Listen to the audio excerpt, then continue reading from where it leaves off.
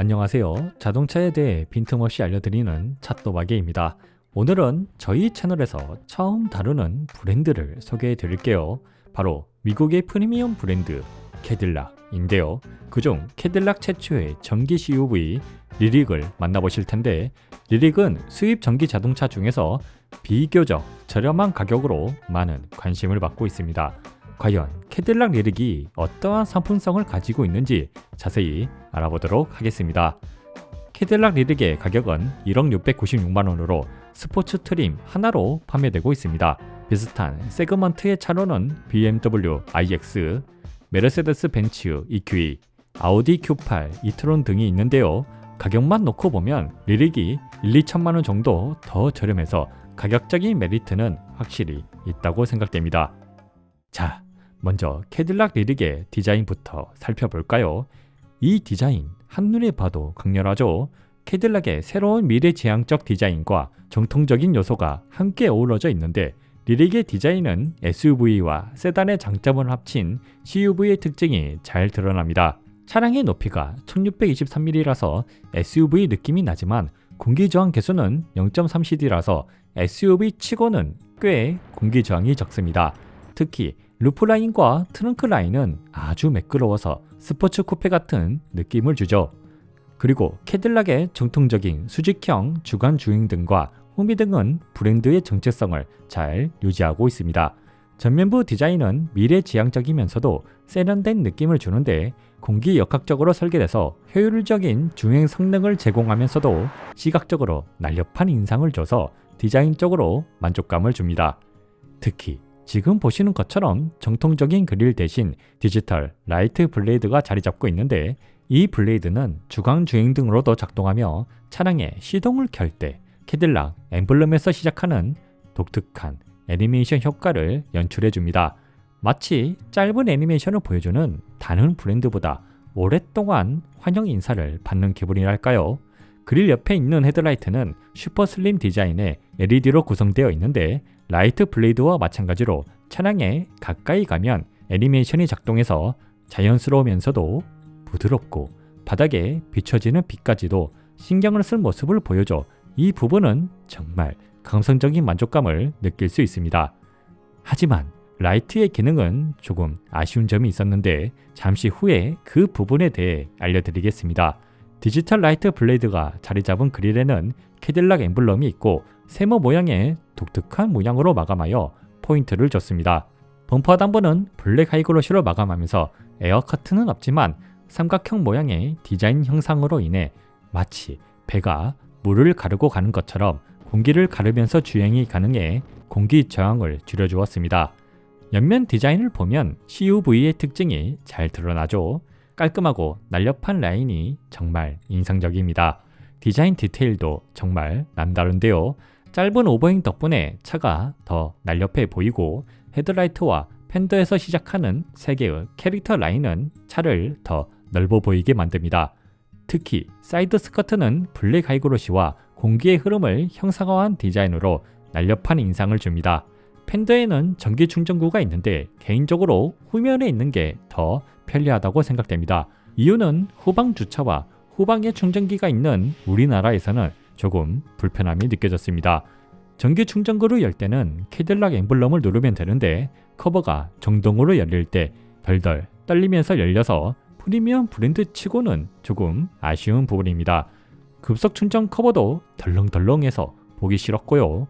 사이드 미러는 공기 저항을 줄이기 위해 차체에 비해 작은 크기를 자랑하며, 운전석은 일반 거울, 조수석은 광각 거울로 구성되어 우리나라 환경에서는 조금 아쉬움이 있습니다. 윈도우 몰딩은 블랙 하이그로시로 사이드 스커트 색과 통일성이 있고, 뒷좌석은 순정 팅팅이 되어 있습니다. 앞좌석은 이중 접합 유리, 뒷좌석은 일반 유리로 구성되어 풍절음 억제에 신경을 쓴 모습을 보여주었습니다. 그리고 모든 도어의 길이가 스커트까지 닿아서 비오는 날에도 차량에 탑승할 때 옷에 오염물이 묻지 않아 만족스러웠습니다. 도어 손잡이는 메리평으로 어디선가 많이 본 인체공학적 디자인이지만 정동으로 작동해서 사용하는데 불편함이 없습니다. 야간에는 도어 손잡이에도 애니메이션을 만들어놔서 라이트에 대해 광기를 보여주는 캐딜락이죠. 리릭의 루프 라인은 CUV의 특징을 잘 살리고 있습니다. 부드럽게 이어지는 루프 라인과 트렁크 라인은 스포티한 느낌을 주는데 특히 야간에는 C필러에서 시작하는 후비등 덕분에 더 날렵한 느낌을 줍니다. 간혹 볼보가 떠오르기도 하지만요. 루프 라인과 트렁크 라인 끝에는 두 개의 스포일러가 있어 공기의 흐름을 최적화시켜 저항을 줄여줍니다. 후면 디자인은 마치 로봇으로 변신할 것 같은 미래지향적인 느낌을 줍니다. 후미등은 슈퍼 슬림 테일라이트로 헤드라이트와 통일성을 보여주며 상단의 후미등은 C필러부터 시작되고 하단의 후미등은 에어브리더의 디자인을 가지고 있습니다. 밤에 차에 가까워지면 웰컴 애니메이션이 길게 나오면서 운전자를 반겨주고 범퍼 하단부에 작은 캐딜락 엠블럼을 비춰줘 마트에서 장을 보고 엠블럼에 발을 놔두면 트렁크가 열립니다. 이런 조명 디테일 다른 브랜드에서는 보기 힘들죠. 범퍼 하단부는 전면과 마찬가지로 블랙 하이글로시로 되어 있습니다. 휠은 165, 50, 20인치의 12스포크 알로이 휠로 공기 저항뿐만 아니라 디자인에도 신경을 쓴 모습입니다. 그럼 캐딜락 리릭의 야간 디자인과 라이트, 소리를 들어보도록 하겠습니다.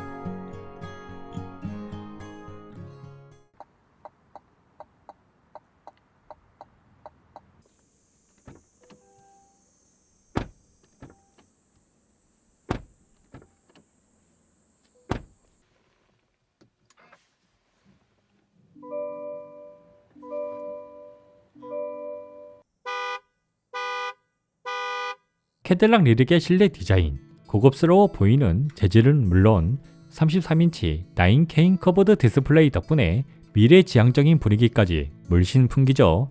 요즘 차들은 공조기를 디스플레이로 조절해야 하는데 리릭은 고급스러운 버튼으로 조작할 수 있어 참 만족스러웠습니다. 손풍구 조절 버튼도 세련된 디자인이라 마음에 쏙 들었고요. 특히 실내 어디를 봐도 캐딜락 문구나 엠블럼을 볼 수 있어서 조금 과하다고 생각이 들지만 캐딜락을 탄다는 자부심은 확실히 느껴졌습니다. 리릭의 실내 구성은 33인치 커버드 디스플레이, 다기능 스티어링 휠, 컬럼식 기어, 다크 애쉬 오픈 파워 우드 트림, 앰비언트 라이트, 나파 가죽으로 된 시트로 구성되어 있습니다. 차 밖에서부터 계기판과 디스플레이, 앰비언트 라이트는 탑승객을 반겨주는데요. 계기판과 디스플레이는 환경에 따라 하나의 디스플레이로 작동할 때가 있고 두 개의 디스플레이로 작동할 때가 있습니다. 다만 각각 봤을 때는 14.9인치 정도의 크기로 두 개가 붙어있는 느낌인데요.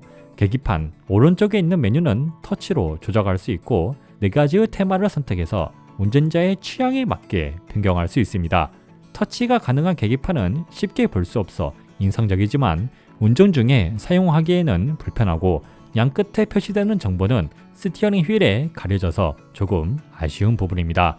그리고 차량 내비게이션이 설치되어 있지 않아 계기판의 경로 표시 기능을 사용할 수 없는 점이 제일 불편합니다. 빨리 한국에 맞는 내비게이션이 개발되었으면 좋겠습니다.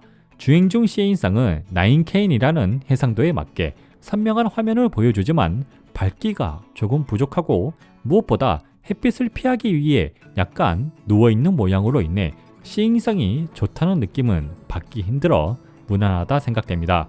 디스플레이는 터치와 센터페시아 휠로 조작이 가능한데 밝기가 조금 부족하지만 9K 해상도로 선명한 화질을 보여줍니다. 다만 애플 카플레이 작동 시 해상도가 낮아지는 점과 디스플레이를 전체 화면으로 사용할 수 없는 점도 아쉬움이 있습니다. 내비게이션도 안 되는데 이게 정말 최선이었을까요? 디스플레이 테마는 직관적으로 되어 있어 사용하기 편하지만 차량의 기능을 사용할 때 설정과 제어 센터가 분리되어 있어 적응이 필요합니다. 주행 중 시인성은 계기판과 마찬가지로 약간 누워있는 모양과 약간 부족한 밝기가 콜라보를 한 듯 아쉽고, 무엇보다 내비게이션이 설치되어 있지 않아 애플 카플레이로 지도를 사용하는데 보는데 큰 불편함은 없지만 프리미엄 브랜드의 마감이라 하기에는 완성도가 부족하게 느껴져 아쉬움이 있습니다. 스티어링 휠은 3스포크 디자인으로 독특하면서도 전체적인 디자인과 잘 어울리고 적당한 크기로 잡는 느낌도 만족스러웠습니다. 스티어링 휠의 버튼은 터치식으로 시동이 걸려 있을 때만 작동합니다. 버튼을 터치할 때 햅틱 반응으로 눌리는 느낌을 줘서 오히려 플라스틱이 통으로 움직이는 벤츠보다 더 고급스러운 느낌이 들었습니다. 기어는 컬럼식인데 기존 벤츠나 다른 컬럼식 기어 차량과는 다르게 몸쪽으로 당겨서 움직이는 방식입니다. 왜 편한 컬럼식을 불편하게 만들었을까 하는 의구심이 들지만 사용법은 그래도 직관적이라 만족스러웠습니다. 실내 재질은 보이는 곳 대부분 고급스러워 보이는 재질을 사용하였습니다. 다크 애쉬 오픈 포어 트림이 센터 콘솔과 도어 상단에 사용됐고, 도어 팔걸이에는 블랙 하이그로시로 포인트를 줬습니다. 다만 블랙 하이그로시 부분은 손이 자주 닿는 부분인데 지문에 취약해 관리가 어렵습니다. 요즘 왜 이렇게 팔걸이에 블랙 하이그로시를 사용하는 브랜드가 많죠? 가죽은 대시보드, 센터 패시아, 도어, 앞좌석 시트 뒤, 천장 손잡이까지 마감되어 있습니다.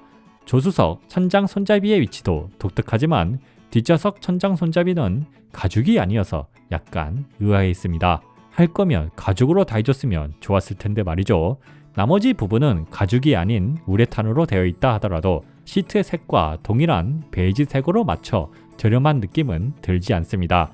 도어 버튼은 금속과 블랙 하이그로시를 적절히 섞어 고급스럽고 버튼 조작감도 좋습니다. 센터 패시아 휠은 살짝 저렴하게 느껴지지만 도어 손잡이는 크고 사용하기 편해 만족스러웠습니다. 스티어링 휠 뒤에 있는 레버는 작동 느낌이 느긋이 부드럽게 작동하여 저는 고급스러워 만족스러웠으나 이 부분은 취향에 따라 갈릴 수 있습니다. 그 외 페달은 일반 플라스틱, 앞좌석 발광 도어 스카프, 천장은 블랙 헤드라이너로 마감되어 주행 중 어디를 보더라도 실망스럽지 않은 고급스러워 보이는 실내 재질을 갖추고 있어 프리미엄 브랜드다운 모습을 보여주었습니다. 앰비언트 라이트는 26가지의 색 종류와 주행 모드에 따라 색이 달라집니다.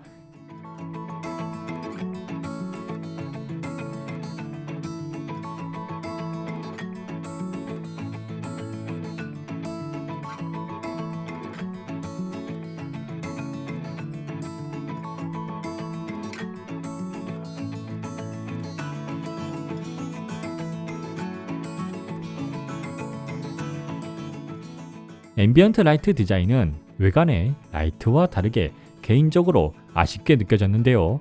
경쟁 브랜드는 깔끔하면서도 고급스러운 느낌을 받을 수 있다면 캐딜락 리릭은 도어의 패턴이 조금 저렴한 차에서 볼 법한 느낌으로 아쉬움이 있습니다. 다만 주행 중 어딜 보더라도 주행에 방해가 되지 않으면서 적당히 밝은 앰비언트 라이트를 보여주었습니다. 그 외 도어 스커프가 오너를 반겨줍니다. 앞좌석 시트는 라파 가죽으로 된 시트로 구성되어 있습니다. 기본 전동 시트에서 추가로 조절되는 부분은 다리 받침대 위아래, 요추 받침대까지 조수석과 동일하게 조절할 수 있습니다. 다른 브랜드보다 조금 아쉽죠. 시트의 착자감은 다리 받침대 쿠션은 두툼한 편으로 적당히 푹신하며 몸을 지지해주는 부분은 어깨까지 다 덮어주는 편으로 장시간 주행을 해도 피로감이 거의 느껴지지 않아 의외로 만족스러운 착자감을 느낄 수 있었습니다. 다만 풋레스트가 조금 너무 세워져 있다 보니 장시간 발을 올려두면 발의 피로도가 있었습니다. 뒷좌석 시트도 나파 가죽으로 시트 각도 조절이 가능합니다.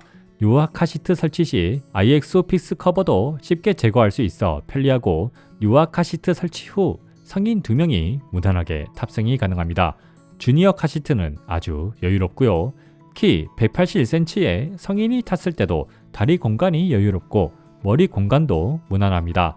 센터 터널이 거의 없어서 성인 3명이 타기에도 충분히 넉넉하죠.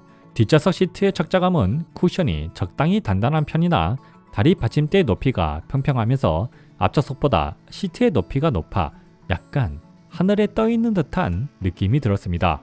무엇보다 머리 받침대 쿠션이 너무 단단하여 머리를 받치고 있기에는 아쉬움이 있습니다. 그러나 시트 각도를 취향에 맞게 조절한 다음 팔걸이를 이용한다면 장시간 이동을 했을 때 피로도는 크게 쌓이지 않아 만족스러웠습니다. 창문은 100% 다 열려 개방감은 만족스러웠습니다. 수납 공간은 미국 브랜드다운 아주 넉넉한 공간을 보여주지만 뒷좌석 컵홀더가 프리미엄 브랜드에 어울리지 않는 모양으로 약간의 아쉬움이 있습니다.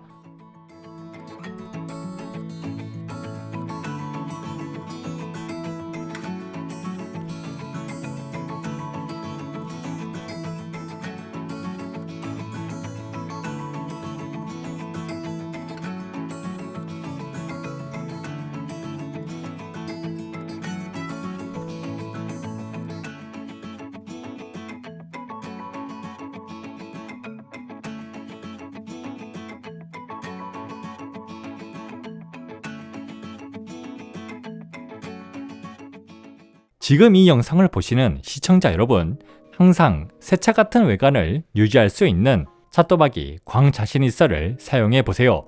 한 번 사용으로 8주간 비딩, 슬릭감, 광택을 유지할 수 있습니다. 캐딜락 리릭의 편의 사양은 오토 하이빔, 어댑티브 크루즈 컨트롤, 오토 홀드, 앞좌석 열선 시트, 앞좌석 통풍 시트, 앞좌석 마사지 시트, 운전석 메모리 시트, 뒷좌석 열선 시트, 스티어링 휠 열선, 3존 에어 컨디셔너, 무선 충전기, 파노라마 선루프, 전동 트렁크, 어라운드 뷰, 애플 카플레이, AKG 오디오로 구성되어 있습니다. 캐딜락 리릭의 편의 사양에 대해 솔직히 말하자면 좀 아쉬운 부분이 있습니다.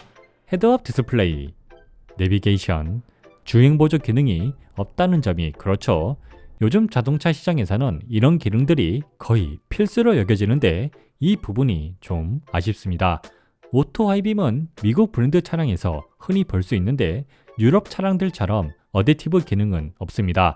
유럽 차량들은 앞에 차량이 있을 경우 그 부분에만 하이빔을 중지하고 나머지 부분은 유지하는데 미국에서는 법적 규제 때문에 하이빔을 작동하거나 중지하는 것밖에 못합니다.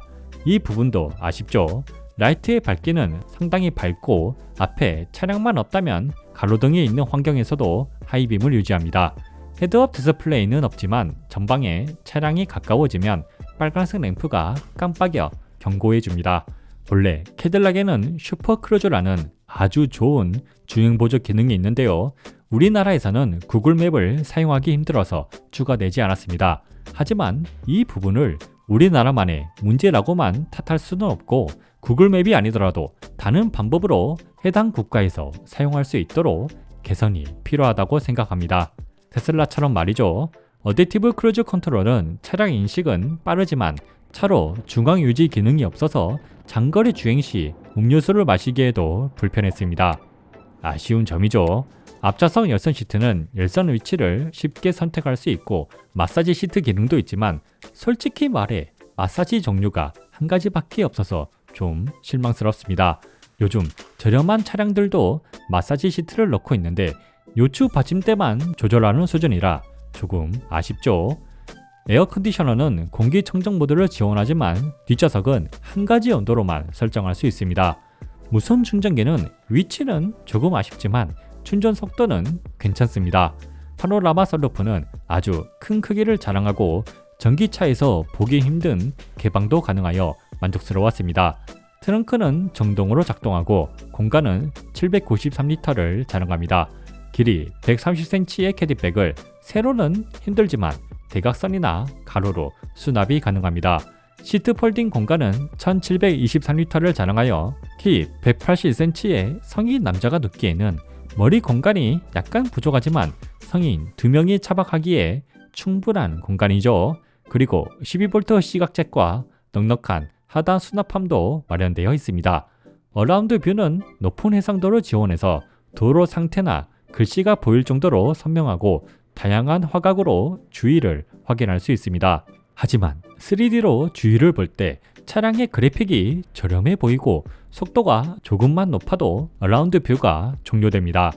빛이 없는 야간에는 프레임이 15프레임 이하로 떨어져서 버벅이는 카메라 화면이 나오는데 이 부분은 완성도에서 아쉬움이 남습니다. 애플 카플레이는 유무선으로 연결이 가능하고 C4.9인치 디스플레이 중에서 10.25인치의 크기로 작동합니다. AKG 오디오 시스템은 19개의 스피커, 1400W의 출력, 14개의 채널로 구성되어 있으며 머리 받침대에는 액티브 노이즈 캔슬링용 스피커도 장착되어 있습니다. 음장은 저음, 중간음, 고음, 서라운드를 조절할 수 있습니다. 음질은 기본기에 충실했다고 해야 할까요? 기교는 전혀 부리지 않는 저음, 중음, 고음 모두 기본에 충실하여 어떠한 음악을 들어도 아주 만족스러운 음질과 음색을 들려주는데 입체감은 서라운드를 조절해도 큰 차이가 느껴지지 않아서 조금 아쉽지만 음질 자체는 동급에서 최고라고 할 수 있습니다.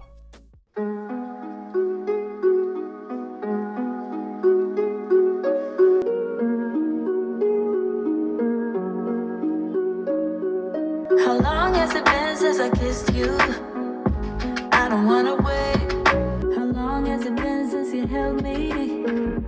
I don't wanna wait. How long has it been since I felt like this about anything? I don't wanna wait. I don't wanna wait no more. 일부에 대한 총평은 뭔가 잘 만들다가 꼭 한 가지씩 빠뜨린 느낌입니다. 조명도 엄청 신경 써서 만들어 놓고 미국 규정 때문에 어댑티브 오토 하이빔은 안 되고 33인치 디스플레이를 자랑하면서 내비게이션도 없고 애플 카플레이도 전체 화면으로 못 쓰고 시트도 불편하진 않은데 조절이 좀 더 다양했으면 좋겠고 주행 보조 기능도 구글 맵을 쓸 수 없어서 어댑티브 크루즈 컨트롤만 있고 어라운드 뷰도 처음에는 만족스럽지만 다양한 화각을 사용하거나 야간에 쓰면 부족한 완성도를 보여줘서 아쉬움이 많습니다. 그럼 이러한 아쉬움을 달래줄 수 있는 데일리성과 파워트레인 성능에 대한 이야기는 2부에서 더 자세히 알아보도록 하겠습니다. 오늘 영상이 도움이 되셨다면 구독과 좋아요는 필수인 것 아시죠? 그리고 이 차량에 대해 더 궁금하신 점이 있으시면 댓글로 남겨주세요. 제가 직접 답해드리겠습니다. 그럼 자동차에 대해 빈틈없이 알려드리는 찻도박이었습니다.